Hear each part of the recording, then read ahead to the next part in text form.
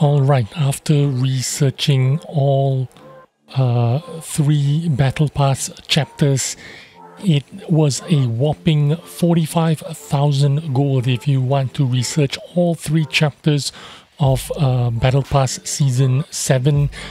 51 rewards to be claimed, 21 tokens for you to retrieve any one of these tanks. Unfortunately, the Cobra is 24 tokens, which means I don't have enough to get a Cobra. Even if I had enough to get a Cobra, 24 tokens, the Cobra is still not ready because it is still under development and not ready yet. But the Lorraine 50T is available for 21 tokens, for 18 tokens, and that's exactly what we've done. 18 tokens to get the Lorraine 50 ton. Not enough to get the Cobra because Cobra was 24 tokens and we only got 21 tokens out of the 3 seasons, and we are in Pearl River. I have standard equipment here, which is vertical stabilizer, rammer, and vents on my Lorraine 50T. Look at that 10-degree gun depression. This is what is workable on this tank. Play around with the gun depression of 10 degrees. That is where you can get the tank to work for you. Find a hull down position, find some rubble in front of you, push yourself up a rubble, use the 10 degrees of gun depression to help you win your battles. I'm going into this early position, which I know is very strong. If you are spawning from the north side, all you need to do is just sit here and wait for the enemies to drive in, and you can eliminate them slowly. Unfortunately, the reload time on the Lorraine 50T is 13.42 seconds, which isn't very good. I waste about 3-4 shots here trying to shoot at tanks that are angled against me, and I'm trying to shoot their lower plate but I get their tracks instead.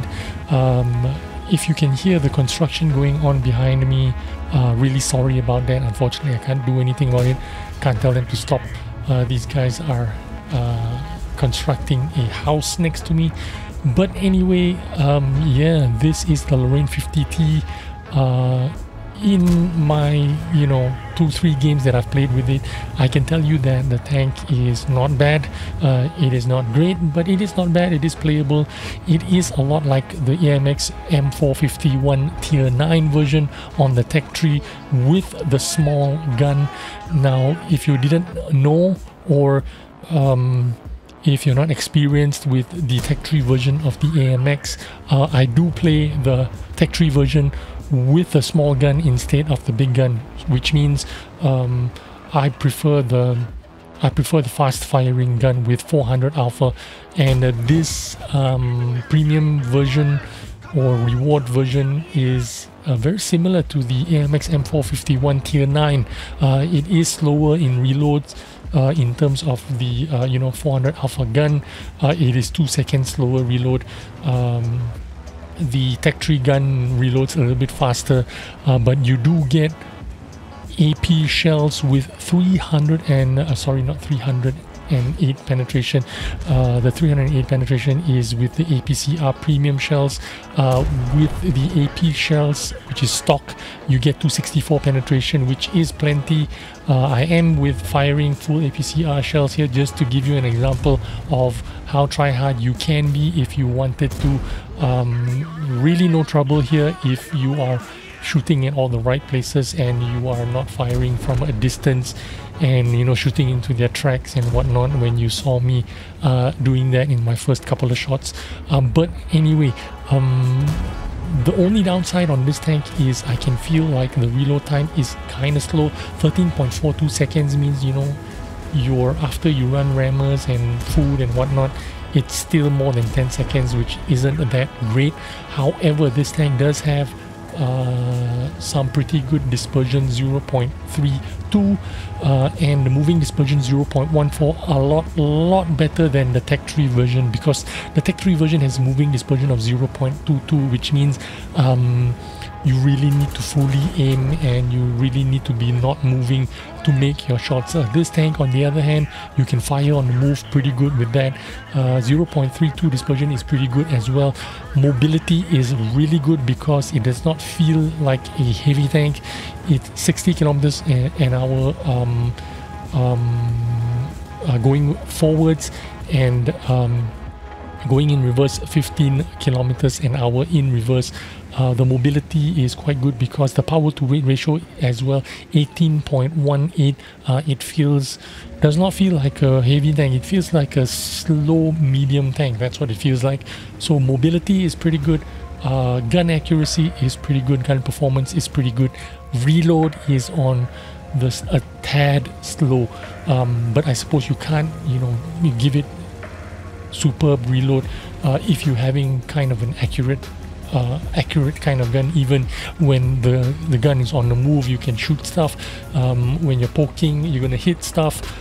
So I suppose it's kind of balanced in a way, but if it was my choice, I wouldn't say this tank is significantly overpowered or very good in any sense. The turret armor is pretty good, 250 and sloped. Yes, 250 is not like, great amount of armor, but it is kind of like, the front is kind of like pointed, right? Which means if you shoot at it, you can bounce off the cheeks, off the mantlet, and then there isn't a lot of what you call it, commander's hatch for you to hit at. Can't believe I missed this one. I think the tank hit a bump or something, and I missed that rest. What a shame. But I do have the opportunity to chase him around because I do have a little bit of mobility. So what can I say about this tank? It's not that great, but it is not terrible. It is playable. It is combat effective. The mobility is a good point. Gun accuracy is a good point. Reload is not a good point. Turret armor is a good point. Hull armor non-existent because the hull armor is something like 90 millimeters, which is like anything can pen it, so don't depend on the hull armor at all. But yeah, this is the Lorraine 50T. I've got the Ukrainian color scheme, Slava Ukrainia. If you guys are supporting Ukraine, good for you. If you're not supporting Ukraine, I don't know what's wrong with you. But yep, here we go. That is the Lorraine 50T, 45,000 gold if you want to get it today. Hope you enjoyed this video, and I will see you on the next one. Bye bye.